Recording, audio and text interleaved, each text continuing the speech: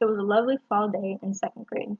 I lived close enough to the school that my mom typically walked home with me, but on this day, Mom and Dad were both there. That's how I knew something was up.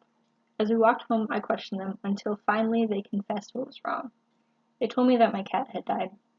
This event may seem small, but at the time it was quite dramatic.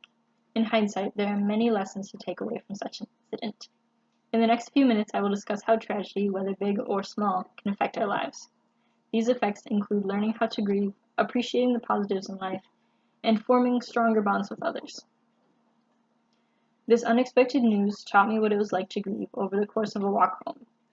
There are usually 5 stages of grief that include denial, anger, bargaining, depression, and finally acceptance. However, mine were slightly out of order. First, I experienced denial and bargaining. My cat wasn't even sick, so it was a little hard to believe. Then I was depressed or sad on this journey home because I really would miss him. He typically greeted me at the door when I got home, but this time he wouldn't be there.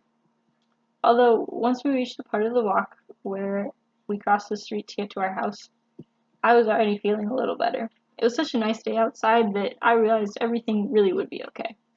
But all of that was reversed once I stepped inside my house. The one part of grieving that I hadn't yet gone through was anger. It wasn't the fact that my cat wasn't there that made me angry. It was my sister. She was about 4 at the time, and she was in the living room and she was playing with toys. I was furious. She wasn't sad, and I was. If I was sad, she had to be sad too, or at least that was my logic. I stormed up to my room and wrote in my pink diary with a gel pen. Obviously, it was a traumatic experience. I just couldn't understand why the whole world didn't feel the same sadness that I did, and that made me mad.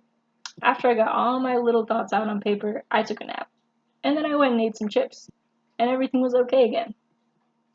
I was taught that there are positives, like naps and chips, in the world, and those help make everything okay.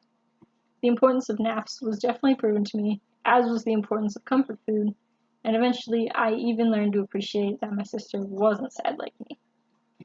It was good to have a consistent, happy person in my life. Spending time with her was like a little break from being sad about my cat. I needed to see that the world went on just fine, and that just because I was sad doesn't mean the entire world needed to be sad too. I talked with a teacher about this moment because I also used it for a memoir assignment, and she mentioned a similar feeling after her dad had had a heart attack. Clearly, this was a much larger tragedy, but she said that she was sitting on a bench outside of the hospital, and she was angry at all of the people walking by because they got to just keep living their lives as is. Nothing happened to them, and she was still mad at them. For me, this proved that my feelings as a second grader actually made a little sense. Something that might not have made sense, though, is how me and my sister became best friends. It's almost like that moment made us closer. Like I said, she became a consistent happiness in my life, and I enjoyed being around her. I still do. It's just funny how it seemed like such a big deal to me at the time. But when something that seems tragic happens, we typically form bonds with other people. Sometimes we need to see that it's going to be okay before we can move forward. Instead of realizing that, I became angry. But I learned. I learned how to grieve, even though it was out of order. I learned how to appreciate the good in life, and I formed a bond with someone close to me that might have seemed unlikely at the time that it happened. Whether tragedy is big or little, its impact can be seen consistently. It's quite possible that the real tragedy lies in the inability to realize what can be learned from these type of situations.